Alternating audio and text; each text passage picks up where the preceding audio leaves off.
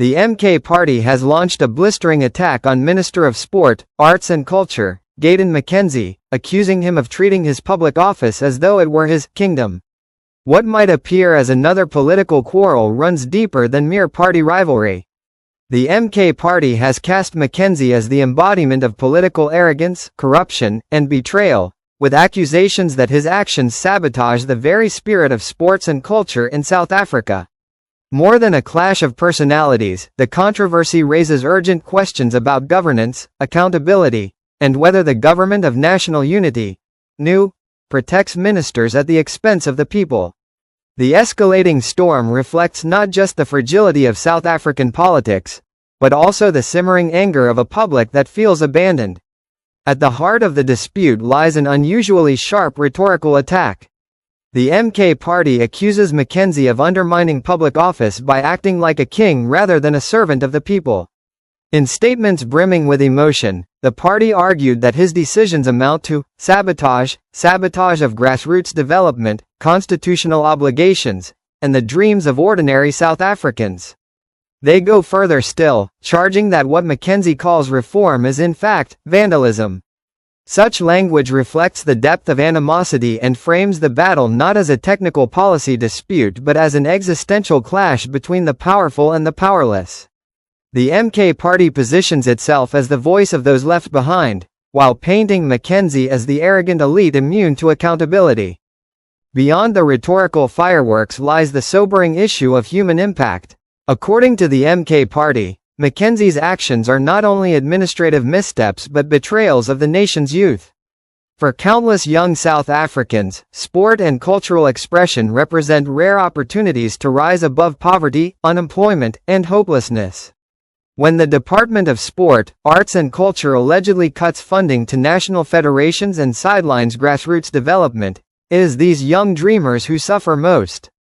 The MK Party's message is clear. McKenzie is not uplifting the poor, he is abandoning them.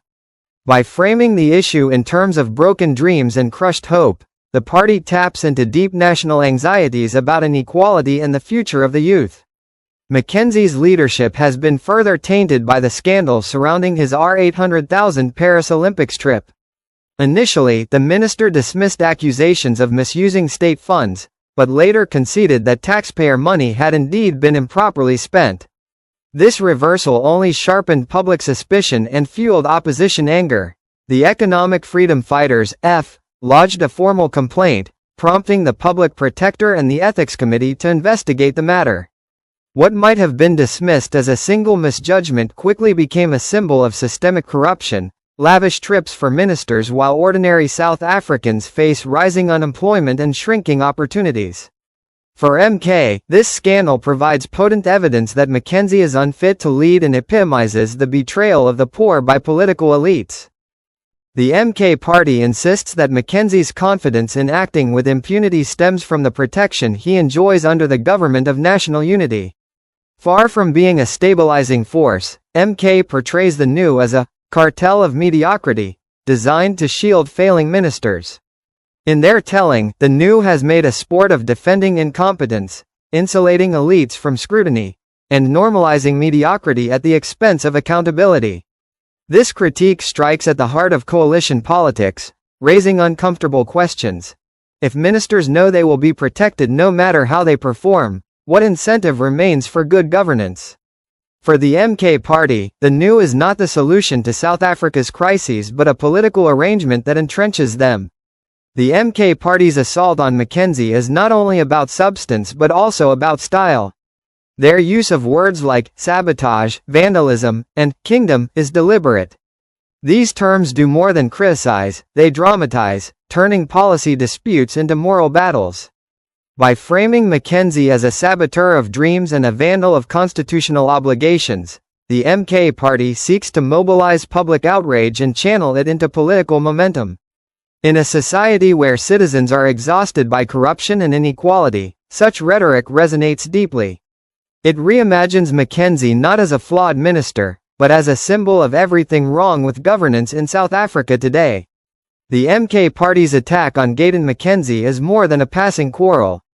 It exposes deeper fissures in South African politics, corruption scandals, arrogant leadership, betrayal of the poor, and the NU's alleged role in shielding ministers from accountability. Whether one agrees with MK's rhetoric or not, the controversy forces an unavoidable reckoning. Is South Africa governed by leaders committed to uplifting the vulnerable, or by elites who protect one another while abandoning the masses? In McKenzie's actions and the NU's protection, the MK party sees the latter.